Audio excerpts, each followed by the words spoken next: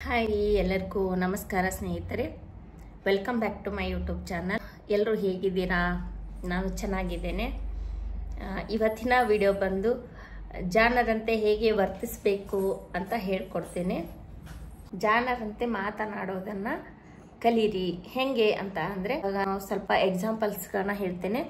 ಇವಾಗ ಒಂದು ದೊಡ್ಡ ಕಂಪ್ನಿ ಇರುತ್ತಲ್ವಾ, ಸೊ ನಾವು ಕಂಪ್ನಿಗೆ ಏನೋ ಒಂದು ಇಂಟರ್ವ್ಯೂ ಕೊಡೋಕೆ ಹೋಗಿರ್ತೀವಿ, ಏನೋ ಒಂದು ಜಾಬ್ಗೋಸ್ಕರ ಇಂಟರ್ವ್ಯೂ ಕೊಡೋಕೆ ಹೋಗಿರ್ತೀವಿ. ಅಲ್ಲಿ ನಮಗೆ ಅವರು ಒಂದಿಷ್ಟು ಕ್ವಶನ್ಸ್ಗಳನ್ನು ರೈಸ್ ಮಾಡ್ತಾರೆ, ಕ್ವಶನ್ಸ್ಗಳನ್ನು ಕೇಳ್ತಾರೆ. ಅಂದರೆ ನಾವು ಯಾವ ಕೆಲಸಕ್ಕೆ ಹೋಗಿ ನಾವು ಏನು ಮಾಡ್ಬೇಕು ಅಂದ್ಕೊಂಡಿದ್ದೀವೋ ಅದ್ರ ಬಗ್ಗೆ ನಮಗೆ ಸ್ವಲ್ಪ ಕ್ವಶನ್ಸ್ಗಳನ್ನು ಅವರು ಕೇಳ್ತಾರೆ. ಸೊ ಅವಾಗ ನಾವು ಏನು ಮಾಡಬೇಕು ಅಂತ ಅಂದರೆ, ಅವರಿಗೆ ನಮ್ಮ ಒಂದು ವೇನಲ್ಲಿ ಆನ್ಸರ್ ಮಾಡಬೇಕು. ಮತ್ತು ಯಾವ ಥರ ಅಂತ ಅಂದರೆ, ಇವಾಗ ಕಂಪ್ನಿ ಒಳಗಡೆ ಎಷ್ಟೋ ಜನ ವರ್ಕ್ ಮಾಡ್ತಾ ಇರ್ತಾರೆ. ಸೊ ಆ ಎಲ್ಲ ವರ್ಕರ್ಸ್ಗೂ ಸೇಮ್ ಪೇಮೆಂಟ್ ಇರಲ್ಲ. ಸ್ವಲ್ಪ ಜನರಿಗೆ ಸೇಮ್ ವರ್ಕ್ ಇದ್ರೂ ಕೂಡ ಸೇಮ್ ಪೇಮೆಂಟ್ ಇರಲ್ಲ. ಯಾಕಂತಂದರೆ ಅವರು ಮಾತನಾಡುವ ಒಂದು ಸ್ಕಿಲ್ಸ್ ಮೇಲೆ ಡಿಪೆಂಡ್ ಆಗಿರುತ್ತೆ ಅವ್ರ ಪೇಮೆಂಟು. ಹೇಗೆ ಅಂದರೆ, ಅವರ ಒಂದು ನಾಲೆಜ್ ಏನಿರುತ್ತೆ ಅಲ್ವಾ, ಅದ್ರ ಮೇಲೆ ಡಿಪೆಂಡ್ ಆಗಿರ್ತದೆ. ಸೊ ಅದಕ್ಕೋಸ್ಕರ ನಮ್ಮ ಒಂದು ಕಮ್ಯುನಿಕೇಷನ್ ಸ್ಕಿಲ್ಸ್ ಏನಿದೆನೋ ಅದನ್ನು ನಾವು ಚೆನ್ನಾಗಿ ಯೂಸ್ ಮಾಡ್ಕೋಬೇಕು. ಬೇರೆದವ್ರ ಜೊತೆ ಕರೆಕ್ಟಾಗಿ ನಾವು ಕಮ್ಯುನಿಕೇಷನ್ ಮಾಡಬೇಕು. ಮಿಸ್ಬಿಹೇವ್ ಮಾಡಬಾರ್ದು. ಮಿಸ್ಬಿಹೇವ್ ಇಟ್ ಮೀನ್ಸ್ ಒಂದು ಏನೋ ಅವರು ಕೇಳೋದಾಗ ನಾವು ಈಗ ಜಾಸ್ತಿ ಓವರಾಗಿ ಹೇಳೋದು ಅಂತಾರಲ್ಲ, ಆ ಥರ ಬೇಡ. ಅದಕ್ಕೆ ಕಮ್ಯುನಿಕೇಷನ್ ಸ್ಕಿಲ್ಸ್ ಏನಿದೆನೋ ಅದನ್ನು ಇಂಪ್ರೂವ್ ಮಾಡ್ಕೋಬೇಕು ನಾವು. ಹೇಗೆ ಅಂತ ಅಂದರೆ, ಇವಾಗ ನಾವು ಒಬ್ಬರ ಜೊತೆ ಮಾತಾಡ್ತಾ ಇರ್ತೀವಿ, ನಮ್ಮ ಎದುರುಗಡೆ ಇರೋರ ಜೊತೆ ಮಾತಾಡುವಾಗ ಏನು ಪದೇ ಪದೇ ಪದೇ ಕೇಳಿದ್ದೇ ಕೇಳ್ತೀವಿ ಅಂದರೆ, ಮತ್ತೆ ಏನು ಸಮಾಚಾರ, ಮತ್ತೆ ಏನು, ಹೆಂಗೆ, ಮತ್ತೆ ಹೆಂಗೆ, ನಾವು ಬರೇ ಅದನ್ನೇ ಅವರಿಗೆ ವಾಪಸ್ ಕೇಳ್ತಾ ಇರ್ತೀವಿ. ಹೇಗೆ ನಾವು ನಮ್ಮ ಒಂದು ಬೇಸಿಕ್ ಸ್ಕಿಲ್ಸ್, ಕಮ್ಯುನಿಕೇಷನ್ ಸ್ಕಿಲ್ಸನ್ನು ಇಂಪ್ರೂವ್ಮೆಂಟ್ ಮಾಡ್ಕೋಬೇಕು ಅಂತಂದರೆ, ಮುಂದೆ ಇರೋರಿಗೆ ನಾವು ಅಟ್ರಾಕ್ಟಿವ್ ಆಗಿ ಮಾತಾಡಿನೇ ನಾವು ಅವರನ್ನು ಗೆಲ್ಬಹುದು. ಅಂದರೆ ಅದು ಇದು ಬರೀ ಅದೇ ಕೇಳೋದಕ್ಕಿಂತ ನಾವು ಅವರನ್ನು ಮನಸ್ಸಿಂದ ಚೆನ್ನಾಗಿ ಮಾತಾಡಿ ಅವರನ್ನು ಗೆಲ್ಬೋದು. ಹೇಗೆ ಅಂತ ಅಂದರೆ, ಮತ್ತು ಅವರನ್ನು ನಾವು ಅಟ್ರಾಕ್ಟ್ ಮಾಡ್ಕೋಬಹುದು. ಎಫೆಕ್ಟಿವ್ ಆಗಿ ಅವ್ರ ಜೊತೆ ನಾವು ಮಾತಾಡಿ ನಮ್ಮ ಒಂದು ವ್ಯಾಲ್ಯೂವನ್ನು ನಾವು ಜಾಸ್ತಿ ಮಾಡ್ಕೋಬಹುದು. ಹೇಳಬೇಕು ಅಂದರೆ, ನಾವು ಕ್ವಾಲಿಟಿ ಆಗಿ ಇರಬೇಕು. ಕ್ವಾಲಿಟಿ ಆಗಿ ಅಂತ ಅಂದರೆ, ಈಗ ಕೆಲವೊಬ್ಬರು ಒಂದು 20 ಸಲ ಆದ್ರೂ ಒಂದು ಏನೋ ಕನ್ವರ್ಸೇಷನ್ ಮಾಡುವಾಗ, ಓ ಹೌದಾ, ಆ್ಯಕ್ಚುಲಿ ಹಾಂ, ಹೌದು, ಹಾಂ, ಇಲ್ಲ, ಈ ಥರ ಮಾತಾಡ್ತಾ ಇರ್ತಾರೆ. ಅಂದರೆ ತಡವರಿಸ್ತಾ ಇರ್ತಾರೆ. ಅವರಲ್ಲಿ ಕ್ವಾಲಿಟಿ ಇರಲ್ಲ ಮಾತುಗಳಲ್ಲಿ. ಅಂದರೆ ಸತ್ಯ ಅನ್ನೋದು ಇರಲ್ಲ ಅವರ ಮಾತುಗಳಲ್ಲಿ. ಹೇಗೆ ಅಂತಂದರೆ, ಈಗ ಎಕ್ಸಾಂಪಲ್ ಒಬ್ಬರು ನಿಮ್ಮ ಫ್ರೆಂಡ್ ಯಾರೋ ಕಾಲೇಜಿಗೆ ಬಂದಿಲ್ಲ ಅಂತ ಅಂದ್ಕೊಳ್ಳೋಣ. ಬಂದಿಲ್ಲ ಅಂದರೆ ನಾವು ಅವಾಗ ನೆಕ್ಸ್ಟ್ ಡೇ ಬಂದುಬಿಟ್ಟು ಕೇಳ್ತೀವಿ, ಯಾಕೆ ಕಾಲೇಜಿಗೆ ಬಂದಿಲ್ಲ ಅಂತ. ಆ್ಯಕ್ಚುಲಿ ಏನಾಯಿತು ಅಂದರೆ, ನನಗೆ ಹುಷಾರಿರಲಿಲ್ಲ. ಹಾಂ, ಹೌದು ಅಂದ್ರೆ ತಡವರಿಸ್ಕೊಂಡು ಮಾತಾಡ್ತಾ ಇರ್ತಾರೆ. ನಮ್ಮ ಒಂದು ಮಾತುಗಳಲ್ಲಿ ತೂಕ ಇರಲ್ಲ, ಕ್ವಾಲಿಟಿ ಇರಲ್ಲ ಅಲ್ವಾ. ಹೇಳಬೇಕು ಅಂದರೆ, ನಿಮ್ಮ ಮಾತಿನಲ್ಲಿ ಭಾರ ಇರಬೇಕು. ಅಂದರೆ ಒಂದು ವ್ಯಾಲ್ಯೂಯೇಬಲ್ ಇರಬೇಕು, ಕ್ವಾಲಿಟಿ ಇರಬೇಕು ನಾವು ಮಾತಾಡುವಾಗ ಅಲ್ವಾ. ಕ್ವಾಲಿಟಿ ಇಲ್ಲ ನಮ್ಮ ಮಾತುಗಳಲ್ಲಿ ಅಂದರೆ ಪ್ರತಿ ಸಲನೂ ನಾವು ತಡವರಿಸ್ತಾ ಇರ್ತೀವಿ. ಸೊ ಕ್ವಾಲಿಟಿ ಅನ್ನೋದು ತುಂಬ ಇಂಪಾರ್ಟೆಂಟ್ ಆಗಿರುತ್ತೆ. ನೀವೊಂದು ಬೇರೆದವ್ರ ಜೊತೆ ಕನ್ವರ್ಸೇಷನ್ ಮಾಡುವಾಗ ಸ್ವಲ್ಪ ಇಂಗ್ಲೀಷನ್ನು ಮಾತನಾಡಿ. ಅಂದರೆ ಡಿಫ್ರೆಂಟ್ ವೇ ಆಗಿ ಸ್ಮೂತಾಗಿ ಮಾತಾಡೋದಂಗೆ ಆಗುತ್ತೆ. ಸೊ ಅದಕ್ಕೋಸ್ಕರ ಸ್ವಲ್ಪ ಇಂಗ್ಲೀಷನ್ನು ಯೂಸ್ ಮಾಡಿ. ಅಂದರೆ ಇವಾಗ ವರ್ಲ್ಡ್ ವೈಡ್ ಎಲ್ಲ ಕಡೆ ಹೋದಲ್ಲಿನೂ ನಮಗೆ ಕನ್ನಡ ಇರಲ್ಲ. ಎಲ್ಲ ಕಡೆನೂ ಲ್ಯಾಂಗ್ವೇಜ್ ಕನ್ನಡ ಯೂಸ್ ಮಾಡಲ್ಲ. ಸೊ ಅದಕ್ಕೋಸ್ಕರ ಇಂಗ್ಲೀಷ್ನಲ್ಲಿ ಸ್ವಲ್ಪ ಕಮ್ಯುನಿಕೇಷನ್ ಸ್ಕಿಲ್ಸನ್ನು ಇಂಪ್ರೂವ್ ಮಾಡ್ಕೋಬೇಕು. ನೀವು ಮಾತಾಡೋ ರೀತಿ ಏನಿರುತ್ತೋ ಅದು ಒಂದು ಡಿಫ್ರೆಂಟ್ ಆಗಿ ಕಾಣಿಸುತ್ತೆ, ಅಲ್ಲಿ ಬೇರೆದವ್ರಿಗೆ ಶೋ ಆಗುತ್ತೆ ನೀವು ಇಂಗ್ಲೀಷ್ನಲ್ಲಿ ಮಾತಾಡಿದರೆ. ಅಂದರೆ ನೀವು ಏನೇ ಒಂದು ಜಾಬ್ ಆಫರ್ ಅಂತ ಬಂದಾಗ ನಿಮ್ಮದು ವರ್ಕೇ ಇಂಗ್ಲೀಷಲ್ಲಿ ಇರುತ್ತೆ ಅಂದಮೇಲೆ ಇಂಗ್ಲೀಷ್ ಮಾತಾಡೋದ್ರಲ್ಲಿ ತಪ್ಪೇನಿಲ್ಲ. ಕನ್ನಡ ಮಾತಾಡಿ, ಇಲ್ಲ ಅಂತ ನಾನು ಹೇಳಲ್ಲ. ಸೊ ಇಂಗ್ಲೀಷನ್ನು ಯಾವ ಟೈಮಲ್ಲಿ ಯೂಸ್ ಮಾಡಬೇಕು ಅನ್ನೋದನ್ನು ನಾವು ತಿಳ್ಕೊಂಡಿರಬೇಕು. ಸೊ ನಾವು ಇಂಗ್ಲೀಷನ್ನು ಆ ಟೈಮಲ್ಲಿ ನಾವು ಯೂಸ್ ಮಾಡಬೇಕು ಜಾಸ್ತಿ. ಯಾಕಂತಂದರೆ ಆ ಒಂದು ಸಿಚುವೇಶನ್ಗೆ ಇಂಗ್ಲೀಷೇ ಸೆಟ್ ಆಗುತ್ತೆ ಅಂದರೆ ನಾವು ಮಾತಾಡಲೇಬೇಕು, ಅನಿವಾರ್ಯ. ಯಾಕಂದರೆ ನಮಗೆ ಒಂದು ಆಫರ್ ಇರುತ್ತೆ, ಆ ಆಫರ್ಗೋಸ್ಕರ ಆದರೂ ನಾವು ಇಂಗ್ಲೀಷನ್ನು ಮಾತಾಡಬೇಕು. ಅಲ್ಲಿ ಕೆಲವೊಬ್ಬರು ಎಷ್ಟೋ ಡಿಗ್ರಿ ಮುಗಿಸಿರ್ತಾರೆ, ಇಂಗ್ಲೀಷೇ ಬರಲ್ಲ ಅವಾಗ ಆ ಮನುಷ್ಯ ಏನು ಮಾಡ್ತಾನೆ ಅಂದರೆ ಭಯ ಪಡೋ ಅವಶ್ಯಕತೆ ಏನಿಲ್ಲ. ಅಷ್ಟು ಕಷ್ಟ ಅಂತೂ ಏನಿಲ್ಲ. ಅಂತ ಅಂದರೆ ಇವಾಗ ನಾವು ಕಾಮನ್ ಆಗಿ ಮಾತಾಡುವಾಗ ಏನೋ ಒಂದು ತಪ್ಪು ಆಗಲಿ ಕರೆಕ್ಟು ಆಗಲಿ ಮಾತಾಡಿಕೊಂಡು ಅದನ್ನು ಹೇಗೆ ಇರಲಿ ಅವ್ರ ಜೊತೆ ನಾವು ಕನ್ವರ್ಸೇಷನ್ ಮಾಡೋಕ್ಕೆ ಮೊದಲು ಟ್ರೈ ಮಾಡೋದನ್ನು ಕಲಿಬೇಕು ಲೈಫ್ನಲ್ಲಿ. ಎಕ್ಸಾಂಪಲ್ ಹೇಳಬೇಕು ಅಂದರೆ ಇವಾಗ ಏನೋ ನಾವು ಡ್ರೈವ್ ಮಾಡಬೇಕು ಅಂತ ಇಟ್ಕೊಳ್ಳೋಣ, ಸ್ಕೂಟಿ ಕಲಿಬೇಕು ನಾವು ಅಂತ ಅಂದರೆ ಮನೇಲಿ ಕೂತ್ಕೊಂಡು ಹಂಗೆ ಹೊಡಿಬೇಕು ಹಿಂಗೆ ಹೊಡಿಬೇಕು ನಾನು ಸ್ಕೂಟಿನ ಹಾಗೆ ಡ್ರೈವ್ ಮಾಡಬೇಕು ಅಂತ ಹೇಳಿದ್ರೆ ಬರಲ್ಲ. ಯಾಕಂತಂದರೆ ಒಂದು ಸಲ ನಾವು ಟ್ರೈ ಮಾಡಬೇಕು ಅಲ್ವಾ. ಮತ್ತು ಇನ್ನೊಂದು ಏನು ಅಂದರೆ ಕಾರ್ ಕಲಿಬೇಕು ಅಂತ ಅಂದ್ರೇನು ಕೂಡ ನಾವು ಹೋಗಿ ಟ್ರೈ ಮಾಡಬೇಕು. ಮನೆಯಲ್ಲೇ ಕೂತ್ರೆ ಆಗಲ್ಲ, ಬರಲ್ಲ ಅದು ನಮಗೆ. ಮನೇಲಿ ಕೂತು ಆ ಥರ ಗೇರ್ ಹಾಕಬೇಕು, ಈ ಥರ ಕ್ಲಚ್ ಹಿಡಿಬೇಕು, ಆ ಥರ ಎಲ್ಲ ನಾವು ಮನೇಲಿ ಕೂತ್ಕೊಂಡ್ರೆ ಬರುತ್ತಾ? ಬರಲ್ಲ. ಹಾಗೆ ಇಂಗ್ಲೀಷ್ ಕೂಡ ನಾವು ಪ್ರಾಕ್ಟೀಸ್ ಮಾಡಲೇಬೇಕು ಅಲ್ವಾ.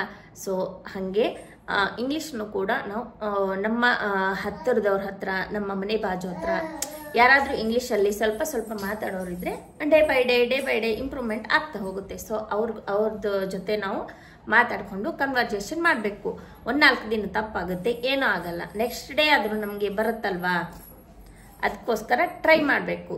ನೆಕ್ಸ್ಟ್ ಬಂದ್ಬಿಟ್ಟು ಕನ್ವರ್ಸೇಷನ್ ಥ್ರೆಡ್ಡಿಂಗ್ ಅಂತ ಹೇಳಿಬಿಟ್ಟು, ಅಂದರೆ ಕನ್ವರ್ಸೇಷನ್ ಅವ್ರ ಜೊತೆ ನಾವು ಯಾವ ಥರ ಕನ್ವರ್ಸೇಷನ್ ಮಾಡ್ಕೋತೀವಿ ಅಂತ.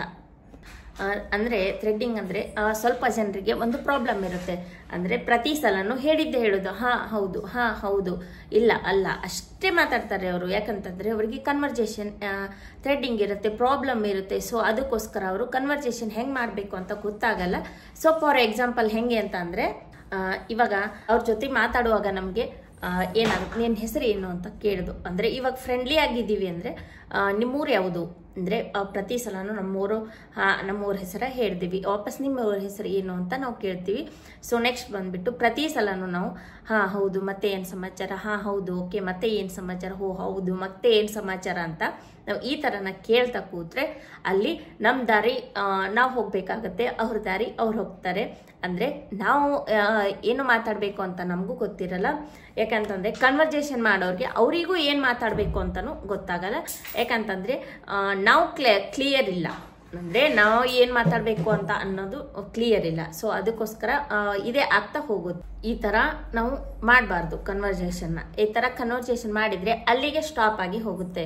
ಯಾವ ಥರ ಇರಬೇಕು ಅಂತಂದರೆ ಕನ್ವರ್ಸೇಷನ್ ನಮ್ಮದು ಹೌದು ನಾನು ಆ ಊರಿಂದ ಬಂದಿದ್ದೇನೆ, ಇಲ್ಲಿಗೆ ನಾನು ಜಾಬ್ ಹುಡ್ಕೊಂಡು ಬಂದಿದ್ದೇನೆ, ನನಗೆ ಈ ಥರ ಜಾಬ್ ಬೇಕಾಗಿದೆ, ನಿಮಗೆ ಯಾರಾದರೂ ಗೊತ್ತಿದ್ದಾರಾ, ಈ ಥರ ಎಲ್ಲ ನಾವು ಜಾಸ್ತಿ ಕೇಳ್ತಾ ಹೋದರೆ ನಮ್ಮ ಒಂದು ಕನ್ವರ್ಸೇಷನಲ್ಲಿ ಜಾಸ್ತಿ ಆಗ್ತಾ ಹೋಗುತ್ತೆ. ನೀವು ಅವರಿಗೆ ಆ ಥರ ಎಲ್ಲ ಹೇಳಿದಾಗ ಅವರು ಕೂಡ ನಮಗೆ ರಿಪ್ಲೈ ಮಾಡ್ತಾರೆ ಸರಿಯಾಗಿ. ಅವ್ರ ಬಗ್ಗೆನೂ ಎಲ್ಲ ನಮಗೆ ಹೇಳ್ತಾರೆ. ಪ್ರತಿ ಸಲನೂ ನಾವು ಅವ್ರದೇ ಕೇಳಿದಷ್ಟೇ ನಾವು ಹೇಳಿದರೆ ಅದಕ್ಕೆ ಕ್ವಾಲಿಟಿನೇ ಇರಲ್ಲ. ಸೊ ಅದಕ್ಕೋಸ್ಕರ ನಾವು ಅವ್ರು ಏನು ಕೇಳಿರ್ತಾರೋ ನಮ್ಮ ಬಗ್ಗೆ ಎಲ್ಲ ನಾವು ಎಕ್ಸ್ಪ್ಲೇನ್ ಮಾಡಿದರೆ ಸೊ ಅವರು ಕೂಡ ನಮಗೆ ಅವ್ರ ಬಗ್ಗೆ ನಮಗೆ ಹೇಳ್ತಾರೆ. ನೆಕ್ಸ್ಟ್ ಬಂದುಬಿಟ್ಟು ಯೂಸ್ ಆಗಿರೋದನ್ನು ಮಾತಾಡಬೇಕು ಅಂತ ಅಂದರೆ ಇವಾಗ ಯೂಸ್ ಇಲ್ಲದೆ ಇರೋ ಕ್ವಶನ್ಸನ್ನು ನಾವು ಎದುರಿರೋರಿಗೆ ಒಂದು 10ರಿಂದ 20 ಕ್ವಶನ್ಸು ಯೂಸ್ ಇಲ್ಲದೆ ಇರೋದನ್ನು ಕೇಳ್ತಾ ಹೋದರೆ ಎದುರಿರೋಗಿನ ಮನುಷ್ಯ ಎದ್ದು ಹೋಗ್ಬಿಡ್ತಾನೆ. ಅಂದರೆ ನಿಮ್ಮಿಂದ ದೂರ ಆಗಿಬಿಡ್ತಾರೆ. ಅವ್ರಿಗೆ ಅಂದರೆ ತಲೆ ತಿನ್ನಬಾರ್ದು ಅಂತ ಹೇಳ್ತಾರೆ, ನಮ್ಮ ಲ್ಯಾಂಗ್ವೇಜಲ್ಲಿ ತಲೆ ತಿನ್ನಬಾರ್ದು ಅಂತ ಹೇಳ್ತಾರೆ. ಸೊ ಅಷ್ಟೊಂದೆಲ್ಲ ಅನ್ನೆಸೆಸರಿಯಾಗಿ ಕ್ವಶನ್ಸನ್ನು ನಮ್ಮ ಎದುರುಗಡೆ ಇರೋರಿಗೆ ನಾವು ಕೇಳಬಾರ್ದು. ಫಾರ್ ಎಕ್ಸಾಂಪಲ್ ಇವಾಗ ನಮ್ಮ ಮನೆಗೆ ಯಾರೋ ಒಬ್ರು ಗೆಸ್ಟ್ ಬಂದಿರ್ತಾರೆ. ಗೆಸ್ಟ್ ಬಂದಾಗ ಅವರು ಕೇಳ್ತಾ ಇರ್ತಾರೆ, ಒಂದು 20 ಕ್ವಶನ್ ಕೇಳ್ತಾರೆ. ಅವ್ರಿಗೆ ಹೇಳಿ ಹೇಳಿ ಹೇಳಿ ನಮಗೆ ಸಾಕಾಗ್ಬಿಡುತ್ತೆ. ಅಂದರೆ ನಮ್ಮ ಬಗ್ಗೆನೇ ಕೇಳ್ತಾ ಇರ್ತಾರೆ, ಬಟ್ ಬೇಜಾರಾಗುತ್ತೆ. ಪ್ರತಿ ಸಲನೂ ಕ್ವಶನ್ ಅರೈಸ್ ಅವ್ರು ಮಾಡ್ತಾನೆ ಇರ್ತಾರೆ, ನಮಗೆ ಆನ್ಸರ್ ಹೇಳೋದಕ್ಕೆ ಬೇಜಾರು. ಯಾಕಂತಂದರೆ ಪದೇ ಪದೇ ಪದೇ ಪದೇ ಆ ಕ್ವಶನ್ಸ್ ಅರೈಸ್ ಮಾಡಿದರೆ ಯಾರಿಗೆ ಆದ್ರೂ ಸಹ ಬೇಜಾರಾಗುತ್ತೆ. ಹೆಂಗೆ ಅಂತ ಅಂದರೆ ನೆಕ್ಸ್ಟ್ ಅವ್ರ ಹತ್ರ ನಾವು ಹೋಗೋಕ್ಕೂ ಆಗಲ್ಲ. ಯಾಕಂದರೆ ಅಷ್ಟು ಬೇಜಾರಾಗ್ಬಿಡುತ್ತೆ. ಏನಪ್ಪ ಇವ್ರ ಜೊತೆ ಮಾತಾಡೋದು, ತಲೆ ತಿಂತಾನೆ ಬೇಡ ಅಂತ ಹೇಳ್ಬಿಟ್ಟು ನಾವು ದೂರ ಆಗಿಬಿಡ್ತೀವಿ. ನೀವು ಅವರಿಗೆ ಏನಾದರೂ ಕ್ವಶನ್ ಕೇಳಬೇಕು ಅಂತ ಅನಿಸಿದರೆ ಅವರನ್ನು ನಿಮ್ಮ ಕಡೆಗೆ ತೆಗೆದುಕೊಂಡು ಬನ್ನಿ. ಹೆಂಗೆ ಅಂತಂದರೆ ಏನಪ್ಪ ನೀನು ತುಂಬ ಟ್ಯಾಲೆಂಟ್ ಅಂತ ಅನಿಸುತ್ತೆ ನನಗೆ, ಮ್ಯಾಥ್ಸಲ್ಲಿ ಸ್ವಲ್ಪ ಎಲ್ಲಕ್ಕಿಂತ ಜಾಣನಿದೆಯಾ, ಈ ಥರ ಎಲ್ಲ ಅವರಿಗೆ ಕೇಳಿ. ಸೊ ಅವಾಗ ಏನು ಮಾಡ್ತಾರೆ, ಅವರಾಗಲೇ ಹೇಳ್ತಾರೆ ನಿಮಗೆ ಹೌದು ನಾನು ಅಷ್ಟೊಂದು ಈ ಥರ ಎಲ್ಲ. ನೀವು ಕೇಳೋದೇ ಬೇಡ, ನೆಕ್ಸ್ಟ್ ಕ್ವಶನ್ ಒಂದೇ ಸಲ ಕ್ವಶನ್ ಕೇಳಿದ್ರೆ ಆ ಥರ ಅವರು ಎಲ್ಲ ಸ್ಟೇಟ್ಮೆಂಟು ನಿಮಗೆ ಹೇಳಿಬಿಡ್ತಾರೆ. ಹೌದು ನಾನು ಹಾಗೆ ಈ ಕ್ಲಾಸಲ್ಲಿ ಈ ಥರ ಇದ್ದೆ, ಆ ಕ್ಲಾಸಲ್ಲಿ ಆ ಥರ ಇಲ್ಲ, ಈ ಕ್ಲಾಸಲ್ಲಿ ಫಸ್ಟ್ ಕ್ಲಾಸ್ ಬಂದೆ, ಈ ಥರ ಎಲ್ಲ ಅವರು ನಮಗೆ ಎಕ್ಸ್ಪ್ಲೇನ್ ಮಾಡ್ತಾ ಹೋಗ್ತಾರೆ. ಆ ಥರ ನಾವು ಕ್ವಶನ್ಸನ್ನು ಅವರಿಗೆ ಕೇಳಬೇಕು. ನೆಕ್ಸ್ಟ್ ಬಂದುಬಿಟ್ಟು ಅವ್ರಿಗೆ ಸ್ಮೂತಾಗಿ ಮಾತಾಡಬೇಕು. ಸ್ಮೂತಾಗಿ ಅಂತ ಅಂದರೆ ಅವ್ರ ಜೊತೆ ನಾವು ನಮ್ಮ ಸರಿಯಾದ ದಾರಿಯಲ್ಲಿ ಅವರಿಗೆ ಚೆನ್ನಾಗಿ ನಾವು ಟ್ರೀಟ್ ಮಾಡಬೇಕು. ಅವರಿಗೆ ಅಂದರೆ ನಮ್ಮ ಮನೆಗೆ ಬಂದಾಗ ನಾವು ಗೆಸ್ಟ್ಗೆ ಯಾವ ಥರ ಟ್ರೀಟ್ ಮಾಡ್ತೀವಿ, ಅವ್ರ ಮೇಲೆ ಒಂಥರ ಸಿಟ್ ಮಾಡೋದಾಗಲಿ ಆ ಥರ ಎಲ್ಲ ಮಾಡಬಾರ್ದು. ಪ್ಯಾರೋಟಿಂಗ್ ಒಂದು ಟೆಕ್ನಿಕ್ ಅಂತ ಹೇಳ್ತಾರೆ ಇದ್ರಾಗೆ. ಅಂದರೆ ಗಿಳಿ ನೋಡಿದ್ರೆ ಯಾರಿಗೆ ಇಷ್ಟ ಆಗಲ್ಲ, ಎಲ್ರಿಗೂ ಇಷ್ಟ ಆಗುತ್ತಲ್ವಾ. ಸೊ ಅದಕ್ಕೋಸ್ಕರ ಆ ಒಂದು ಟೆಕ್ನಿಕನ್ನು ಆ ಥರ ಮಾತಾಡಬೇಕು ನಾವು. ಅಂದರೆ ಆ ಥರ ಇಷ್ಟ ಆಗೋ ಹಾಗೆ ನಾವು ಅವ್ರ ಜೊತೆ ಕನ್ವರ್ಜೇಷನ್ನ ಮಾಡಬೇಕು. ಸೊ ಇಷ್ಟೆಲ್ಲ ನೀವು ಟೆಕ್ನಿಕ್ಗಳನ್ನು ಯೂಸ್ ಮಾಡಿದ್ರೆ ನಿಮ್ಮ ಕಮ್ಯುನಿಕೇಷನ್ ಸ್ಕಿಲ್ ಇಂಪ್ರೂವ್ಮೆಂಟ್ ಆಗುತ್ತೆ. ಸೊ ಹೆಂಗೆ ಅಂತ ಒಂದೊಂದಾಗಿ ನಾನು ಇನ್ನೊಂದು ಸಲ ಹೇಳ್ಕೊಂಡು ಬರ್ತೇನೆ. ಬಂದ್ಬಿಟ್ಟು ಫಸ್ಟ್ನೇದು ನಮ್ಮ ಒಂದು ಏನು ಮಾತಾಡ್ತೀವಿ ಆ ವರ್ಡ್ಸ್ಗಳ ಮೇಲೆ ಒಂದು ಕ್ವಾಲಿಟಿ ಅನ್ನೋದು ಇರಲಿ. ಆಮೇಲೆ ಕನ್ವರ್ಜೇಷನ್ ಥ್ರೆಡ್ಸ್ ಅಂದರೆ ಕನ್ವರ್ಜೇಷನ್ ನಮ್ಮದು ಕರೆಕ್ಟಾಗಿ ಇರಲಿ ಬೇರೆದವ್ರ ಜೊತೆ. ಪ್ಯಾರೋಟಿಂಗ್ ಟೆಕ್ನಿಕನ್ನು ಯೂಸ್ ಮಾಡಿ, ಮತ್ತು ಸ್ಟೇಟ್ಮೆಂಟ್ ನೀವು ಮಾತಾಡೋ ಸ್ಟೇಟ್ಮೆಂಟು ಕರೆಕ್ಟ್ ಆಗಿರಲಿ, ಯೂಸ್ಫುಲ್ ಆಗಿರಲಿ. ಸೊ ಇಷ್ಟೆಲ್ಲ ಟೆಕ್ನಿಕನ್ನು ನೀವು ಯೂಸ್ ಮಾಡಿದರೆ ನಿಮ್ಮ ಕಮ್ಯುನಿಕೇಷನ್ ಸ್ಕಿಲ್ಸ್ ಇಂಪ್ರೂವ್ಮೆಂಟ್ ಆಗುತ್ತೆ. ಇಷ್ಟೆಲ್ಲ ಫಾಲೋ ಮಾಡಿ ಸಾಕು. ಇಷ್ಟು ಹೇಳಿ ಈ ವಿಡಿಯೋನ ಇಲ್ಲಿಗೆ ಎಂಡ್ ಮಾಡ್ತಾ ಇದ್ದೇನೆ. ಸೊ ನನ್ನ ಚಾನಲ್ನ ಯಾರೆಲ್ಲ ಸಬ್ಸ್ಕ್ರೈಬ್ ಮಾಡ್ಕೊಂಡಿಲ್ಲ ದಯವಿಟ್ಟು ಸಬ್ಸ್ಕ್ರೈಬ್ ಮಾಡ್ಕೊಳ್ಳಿ. ಮತ್ತು ಯಾರಿಗೆಲ್ಲ ನನ್ನ ವಿಡಿಯೋ ಇಷ್ಟ ಆಗಿದೆ ಲೈಕ್ ಕೊಟ್ಟಿಲ್ಲ ಅಂದರೆ ಲೈಕ್ ಕೊಡಿ, ಮತ್ತು ಒಂದು ಕಮೆಂಟ್ ಹಾಕೋದನ್ನು ಮರಿಬೇಡಿ.